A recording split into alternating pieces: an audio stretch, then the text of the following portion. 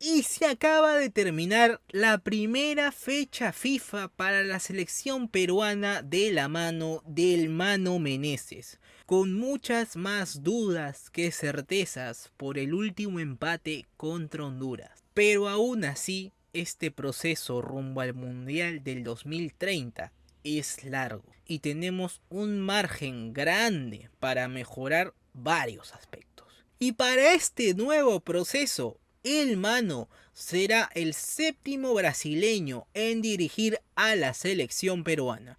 Y en este nuevo video repasaremos quiénes fueron los anteriores 6 DTs de la selección peruana.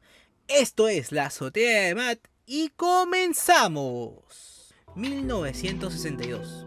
Crisis de los misiles, pruebas atómicas por todos lados, independencias en África y Centroamérica. Un año tranquilo, ¿verdad? Y justo en ese contexto también se jugó el Mundial de Chile, considerado como uno de los más violentos de toda la historia, con partidos como la famosa Batalla de Santiago entre Chile e Italia.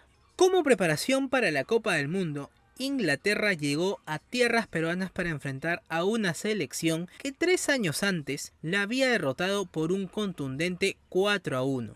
Pero esta vez la historia fue totalmente distinta. El equipo dirigido por el brasileño Jaime de Almeida llegó bastante golpeado por varias bajas importantes. Todo esto se notó en la cancha y el partido terminó con un claro 4-0 a favor de los británicos. Tras volver a fracasar en el intento de clasificar al Mundial de Inglaterra 1966 y con la salida de un joven e inexperto Marcos Calderón, la federación decidió confiar en José Gómez Nogueira para que asumiera de manera interina el buzo de la blanquirroja, en teoría solo por 2 meses, hasta el regreso de Calderón. Pero en este corto periodo, Nogueira solamente dirigió 2 partidos, ambos frente a la selección brasileña, que se venía preparando para el Mundial en tierras inglesas. Y la historia no fue nada favorable.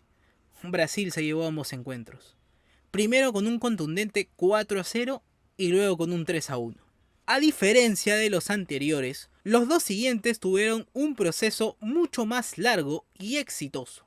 Waldir Pereira, más conocido como Didi, dirigió un total de 38 partidos, 14 victorias, 8 empates y 16 derrotas. Bajo su mando, Perú logró la histórica clasificación al Mundial de México 70, nada menos que frente a Argentina en la mítica Bombonera. Y no solo eso, el equipo llegó hasta los cuartos de final, alcanzando así la mejor participación de la selección en un mundial, con un destacado 7º puesto. Tuvieron que pasar 11 años para que otro brasileño volviera a ponerse el buzo de la selección. En el camino, se dieron 2 procesos clasificatorios, Alemania 74 y Argentina 78, clasificando únicamente al del país gaucho. Ya pensando en España 82, aparecería Elba de Paula Lima, o simplemente Team, para los amigos. En un ciclo corto, entre 1981 y 1982, logró la clasificación al Mundial tras ganar su grupo frente a Colombia y Uruguay. Y ojo, porque destacaron especialmente los partidos ante los charrúas. Victoria 2-1 en el Centenario y un empate 0-0 en el Nacional que selló el pase al Mundial. Ese último partido también marcó un momento histórico, la despedida del capitán de América, Héctor Chumpitaz, quien se retiró en hombros tras conseguir la clasificación. Sin embargo, en el país ibérico, la historia fue totalmente distinta. Empate a 0 con Camerún, empate a 1 con Italia y una dolorosa derrota por 5-1 frente a Polonia. Fueron los resultados que finalmente nos dejaron en el último lugar del grupo 1, con apenas 2 puntos. Uno pensaría que el tercero también iba a salir bien, ¿no? ¿No? José Macía, más conocido como Pepe, fue el encargado de tomar las riendas de la blanquirroja en 1989. Durante su etapa, dirigió a Perú en la Copa América de Brasil de 1989 y en las eliminatorias rumbo al Mundial de Italia 90. Sin embargo, los resultados no lo acompañaron. El equipo no logró conseguir ninguna victoria y para colmo, en las clasificatorias se sufrió una de las derrotas más dolorosas en casa, cayendo 2-1 ante la selección boliviana. Ya en el nuevo siglo, para la Copa América 2004 y las clasificatorias rumbo a Alemania 2006, la tarea se le encargó a Paulo Autori. ¡Hallado! ¡Profesor! Oh,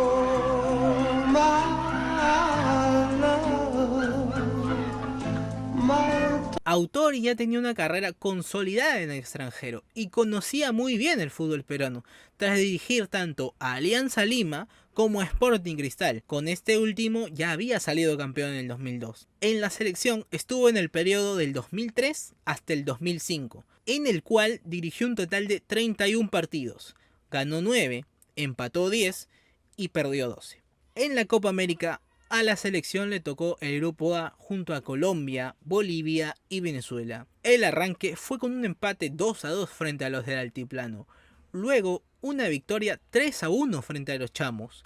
Y para cerrar, otro empate 2-2 contra los Cafeteros. Resultado que nos dejó en el segundo lugar del grupo. Ya en cuartos de final nos tocó una Argentina que dominó gran parte del partido y que terminó llevándose el triunfo con un solitario gol de Carlos Tevez, dejándonos fuera del torneo. En las eliminatorias rumbo a Alemania 2006, Paulo Autori no llegó a completar el proceso. En abril del 2005 fue citado a declarar ante una comisión del Congreso de la República por cuestionamientos sobre su contrato y su salario, debido a supuestas irregularidades dentro de la Federación Peruana de Fútbol. ¿No? O de repente conocerán a algunos empresarios argentinos. Qué raro, ¿no? Qué raro, ¿no? Qué raro. Y en medio de críticas públicas por los resultados del equipo. Esta situación generó un ambiente de presión política y mediática, bastante incómodo para el técnico, quien consideró que se estaba afectando su trabajo y la autonomía de la selección. Ante ese escenario, Autori decidió dar un paso al costado, argumentando que no estaban dadas las condiciones para continuar con tranquilidad y enfocarse únicamente en lo deportivo. Tras su salida, fue reemplazado por Freddy Ternero, quien se encargó de cerrar el proceso eliminatorio. Con este repaso, la historia con los DTs brasileños en el banquillo de la selección peruana es muy ambivalente, desde etapas gloriosas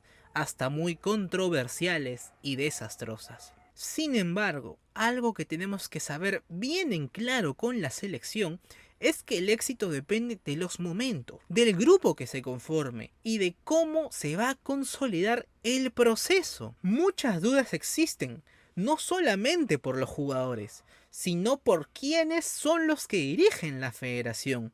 Sin embargo, aún tenemos el tiempo necesario y como ya nos enseñó la historia, esto es fútbol y cualquier cosa puede pasar.